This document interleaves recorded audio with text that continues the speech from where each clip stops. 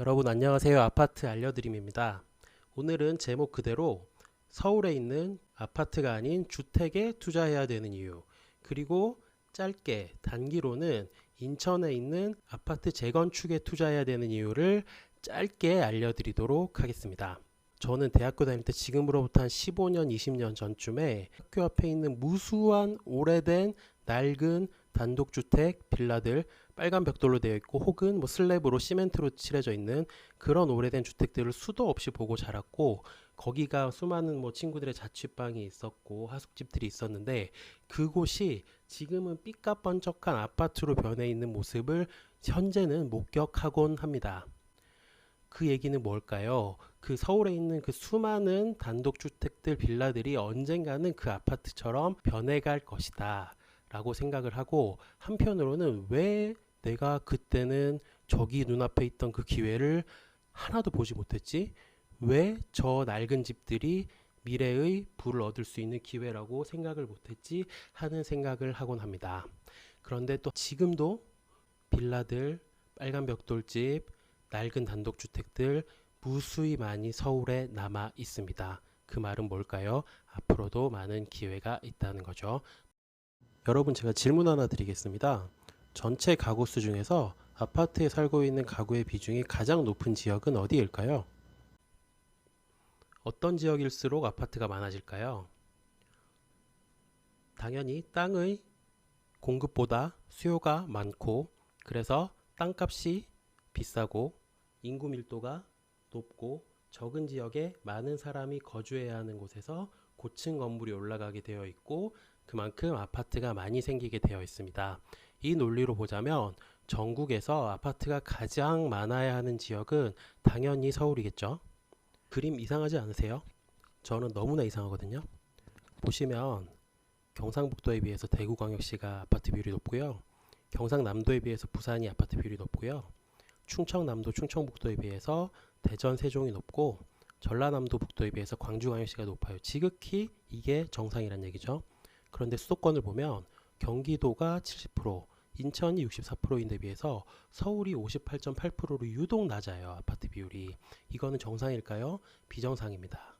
당연히 인구가 많고 땅값이 비싸고 인구 밀도가 높은 곳에 고층 건물 아파트가 많은 것이 지극히 정상인데, 현재는 비정상적인 상황에 있다는 거예요.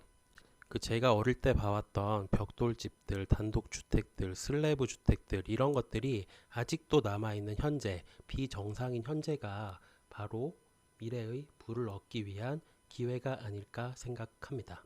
이 비정상이 정상화되기 전에 하나라도 많이 그런 주택들을 사 놓는 것이 언젠가는 이 주택들이 모두 아파트로 바뀔 것이기 때문에 미래의 부를 얻게 되는 지름길이 되리라고 확신합니다.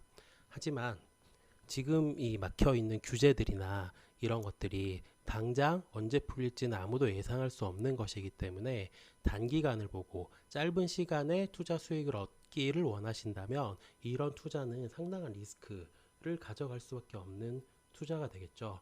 그래서 저는 단기적으로는 어디에 돈을 쓸지를 찾아보기 시작했습니다. 그래서 이 자료를 제가 만들어 봤는데요. 전체 주택 중에서 30년 이상 주택, 즉 노후주택의 비중을 나타낸 표이고요. 보시면 아파트만 보면 서울 같은 경우에는 당연히 재건축이 막혀 있기 때문에 노후 아파트의 비중이 37.1%로 가장 높은데, 재건축은 어려운 상황이고요. 그러면 2등은 어딜까요? 2등은 바로 인천광역시입니다. 인천광역시 같은 경우에는 32.8%로 서울 다음으로 노후 아파트 비중이 높은 곳이고요. 그에 비해서 재건축에 대한 규제는 서울보다 훨씬 많이 풀려 있죠. 대부분 조정 지역입니다.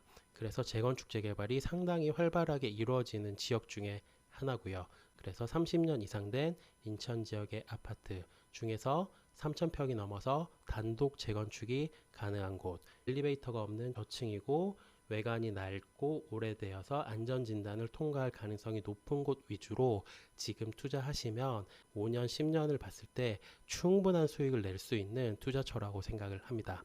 그래서 결론은, 저는 지금 당장 돈을 벌기 위해서는 인천 지역의 오래된 아파트 재건축에 투자하는 게 가장 수익성이 높은 투자라고 생각을 하고요. 길게 보면 저는 제가 만약에 해외로 10년씩 나가게 된다면 제가 가지고 있는 모든 재산을 서울에 있는 낡은 주택들 아무거나 살 겁니다. 제가 대학교 때 봐왔던, 어릴 때 봐왔던 그 낡은 벽돌 주택들, 시멘트 주택들, 그런 주택들을 최대한 살 수 있는 한 사 모으는 것이 미래의로 가는 지름길이라고 생각을 하고요. 그래서 길게 보면 서울에 있는 낡은 주택들 아무거나 사라. 짧게 보면 인천에 있는 30년 이상 2층 이하의 아파트를 사라. 이렇게 결론을 내리면서 오늘 영상 마무리하도록 하겠습니다. 감사합니다.